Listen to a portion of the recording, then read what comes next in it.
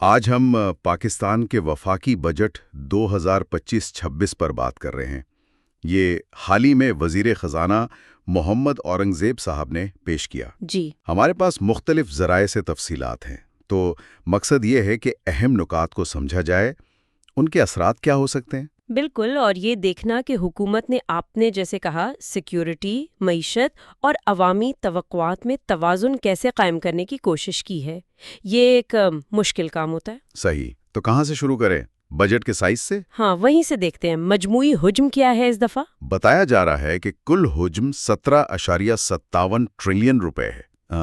دلچسپ بات یہ ہے کہ پچھلے سال یہ 18.9 ٹریلین تھا، تو مطلب یہ تھوڑا کم ہوا ہے، تقریباً 7%۔ جی، بظاہر تو یہ حجم میں کمی ہے، لیکن اسی کے ساتھ ایک اور چیز دیکھنی ہوگی۔ وہ کیا؟ وہ یہ کہ دفاعی بجٹ میں کافی بڑا اضافہ ہوا ہے، تقریباً 20% کا اضافہ۔ 20%؟ جی، اب یہ 2.55 ٹریلین روپے تک پہنچ گیا ہے، تو ایک طرف حجم کم، دوسری طرف دفاع پر اتنا زیادہ خرچ۔ تو یہ تو واضح اشارہ ہے کہ ترجیحات کیا ہیں، شاید علاقائی سیکیورٹی صورتحال۔ بالکل، یہ اسی کی عکاسی لگتا ہے، وسائل کو ری ایلوکیٹ کیا گیا ہے۔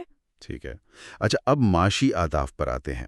جی ڈی پی گروتھ یعنی معاشی ترقی کی شرح، جی اس کا ہدف رکھا گیا ہے 4.2%۔ پچھلے سال تو یہ 2.7% تھی میرے خیال میں۔ جی ہاں، تو یہ کافی اونچا ہدف ہے۔ اور مہنگائی وہ کہہ رہے ہیں 7.5% تک لے آئیں گے۔ جی 60.5%، اور مالیاتی خسارہ یعنی آمدنی اور خرچ کا فرق وہ جی ڈی پی کا 3.9 سے 4.8% تک رکھنے کا ہدف ہے۔ یہ اہداف سننے میں تو اچھے لگ رہے ہیں، لیکن کیا یہ حقیقت پسندانہ ہیں، خاص طور پر 4.2% گروتھ؟ دیکھیں، ہیں تو یہ حوصلہ افزا، لیکن پرجوش بہت ہیں۔ پچھلے سال کی کارکردگی اور جو موجودہ چیلنجز ہیں ان کو دیکھتے ہوئے 4.2% حاصل کرنا آسان نہیں ہوگا۔ اور پھر ان اہداف کو پورا کرنے کے لیے پیسہ بھی تو چاہیے ہوگا، محصولات یعنی ٹیکس وغیرہ۔ بالکل، وہاں بھی بڑا ہدف ہے۔ ایف بی آر کا ٹیکس وصولی کا ہدف 14.13 ٹریلین روپے رکھا گیا ہے۔ 14 ٹریلین سے زیادہ؟ یہ پچھلے سال سے کتنا زیادہ ہے؟ یہ تقریباً 18 سے 19% زیادہ بنتا ہے۔ 18-19%؟ یہ تو بہت زیادہ ہے۔ کہاں سے آئے گا اتنا پیسہ؟ کیا کوئی نئے ٹیکس لگائے ہیں؟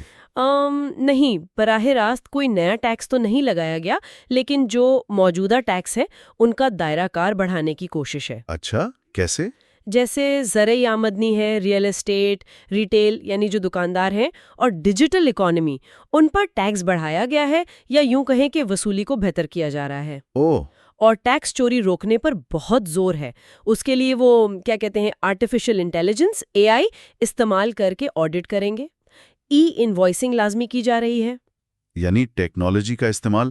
مقصد یہ ہے کہ جو لوگ ٹیکس نہیں دے رہے وہ نیٹ میں آئے۔ جی بالکل، مقصد ٹیکس نیٹ کو وسیع کرنا ہے، کیونکہ پچھلے سال کا ڈیٹا دیکھیں تو صرف 1.3% آبادی نے انکم ٹیکس فائل کیا تھا۔ صرف 1.3%؟ یہ تو بہت ہی کم ہے۔ اچھا، یہ تو ہوئی ٹیکس کی باتیں۔ عام آدمی، سرکاری ملازم، پینشنر، ان کے لیے کچھ ہے؟ جی، ان کے لیے کچھ ریلیف ہے۔ سرکاری ملازمین کی تنخواہوں میں 10% اضافہ کیا گیا ہے۔ 10%؟ اور جو پینشنرز ہیں ان کی پینشن میں 7 سے 10% تک اضافہ ہے۔ ٹھیک۔ اس کے علاوہ جو تنخواہ دار طبقہ ہے، درمیانی آمدنی والا، ان کے لیے انکم ٹیکس کے سلیبز میں کچھ نرمی کی گئی ہے، تھوڑا ریلیف ملے گا۔ چلیں، یہ تو اچھی بات ہے۔ اچھا، خرچوں کی طرف واپس آتے ہیں۔ دفاع کا تو ہم نے ذکر کیا، سب سے بڑا خرچہ اور کہاں ہو رہا ہے؟ ایک بہت ہی بڑا حصہ وہ جا رہا ہے سود کی ادائیگی میں۔ جو قرضے لیے ہوئے ہیں ان پر سود۔ کتنا؟ وہ تقریباً 8.2 ٹریلین روپے ہے، بہت بڑی رقم ہے۔ 8.2 ٹریلین؟ یہ تو بجٹ کا کافی بڑا حصہ ہو گیا۔ جی بالکل، یہ ہمارے قرضوں کے بوجھ کو ظاہر کرتا ہے۔ دوسری طرف کچھ کٹوتی بھی ہوئی ہے، جیسے سبسڈیز میں۔ اچھا، اور ترقیاتی منصوبے، PSDP جسے کہتے ہیں؟ ڈیولپمنٹ پروگرام کے لیے 1 ٹریلین؟ اور ایک اور بہت اہم رقم 8.2 ٹریلین روپے وہ صوبوں کو منتقل ہوں گی NFC ایوارڈ کے تحت۔ 8.2 ٹریلین صوبوں کو؟ یہ تو بہت زیادہ ہے. اس کا کیا مطلب ہے، خاص طور پر صحت، تعلیم جیسے شعبوں کے لیے؟ کیونکہ وفاقی بجٹ میں تو ان کے لیے براہ راست کچھ خاص نظر نہیں آ رہا. آپ نے صحیح نوٹ کیا. وفاقی سطح پر سماجی شعبوں جیسے صحت اور تعلیم، ان کے لیے فنڈنگ محدود لگ رہی ہے. لیکن یہاں ہمیں وہ 18ویں ترمیم یاد رکھنی چاہیے. ہاں، جس کے تحت یہ شعبے صوبوں کو منتقل ہو گئے تھے. بالکل. تو اب یہ ذمہ داری بڑی حد تک صوبوں کی ہے. تو یہ جو 8.2 ٹریلین روپے انہیں ملیں گے، اب یہ ان پر ہے کہ وہ اس میں سے صحت اور تعلیم پر کتنا خرچ کرتے ہیں. تو مطلب وفاقی حکومت کی ترجیح دفاع اور قرضوں کی ادائیگی ہے، اور سماجی شعبوں کا زیادہ تر دار و مدار اب صوبوں پر ہے. جی، بڑی حد تک یہی تصویر بن رہی ہے. البتہ صنعت اور تجارت کے لیے کچھ اقدامات نظر آتے ہیں. کیا ہیں وہ؟ جیسے کسٹمز ڈیوٹی میں کچھ اصلاحات کی ہیں، خام مال پر ڈیوٹی کم کی ہے تاکہ مقامی صنعت کو فائدہ ہو، سلیبز کم کیے ہیں، مقصد شاید برآمدات کو فروغ دینا ہے. اچھا، برآمدات کا کوئی ہدف بھی ہے؟ جی، برآمدات کا ہدف $35 بلین رکھا گیا ہے، اور جو باہر سے پاکستانی پیسے بھیجتے ہیں ترسیلات زر، اس کا ہدف $39.4 بلین ہے.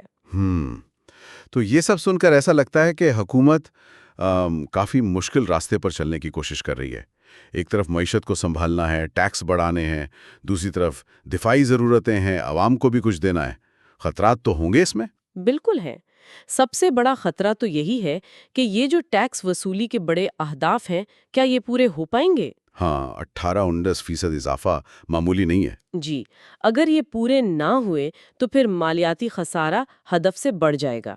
اور دوسرا خطرہ وہ 4.2% والی گروتھ ہے. اگر معیشت اتنی تیزی سے نہ بڑھی تو بھی مسائل ہوں گے. تو خلاصہ کیا ہے؟ اس بجٹ کو ہم کیسے دیکھیں؟ ایک محتاط قدم یا ایک رسکی منصوبہ؟ اسے یوں کہہ سکتے ہیں کہ یہ مالیاتی طور پر ایک قدامت پسندانہ یعنی کنزرویٹو بجٹ ہے، جس میں واضح ترجیحات نظر آ رہی ہیں: دفاع اور قرضوں کی ادائیگی. ٹھیک ہے. اس کی کامیابی کا انحصار کئی چیزوں پر ہوگا. کیا وہ ٹیکس نیٹ کو واقعی بڑھا پاتے ہیں؟ کیا صوبے اپنی ذمہ داریاں خاص طور پر سماجی شعبوں میں بہتر طریقے سے نبھا پاتے ہیں؟ اور کیا معاشی ترقی کی رفتار تیز ہوتی ہے؟ اور عام لوگوں کے لیے اس کا کیا مطلب نکلتا ہے؟ ان پر کیا اثر پڑے گا؟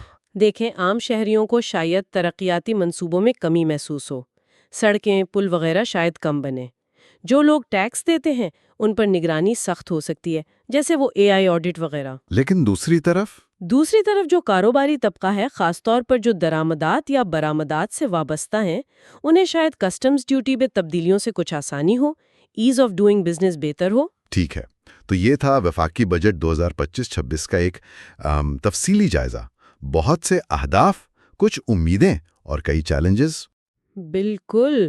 اور آخر میں ایک سوال شاید سب کے ذہن میں ہوگا اور غور کرنے کے لیے اہم ہے کہ کیا دفاع پر اتنا زیادہ خرچ جبکہ وفاقی سطح پر سماجی شعبے نظر انداز ہو رہے ہیں؟ کیا یہ توازن طویل مدت میں ملک کی مجموعی ترقی اور عوام کی بھلائی کے لیے ٹھیک ہے؟ یہ واقعی ایک اہم سوال ہے جس پر غور کرنا ضروری ہے. جی، اس پر نظر رکھنی ہوگی.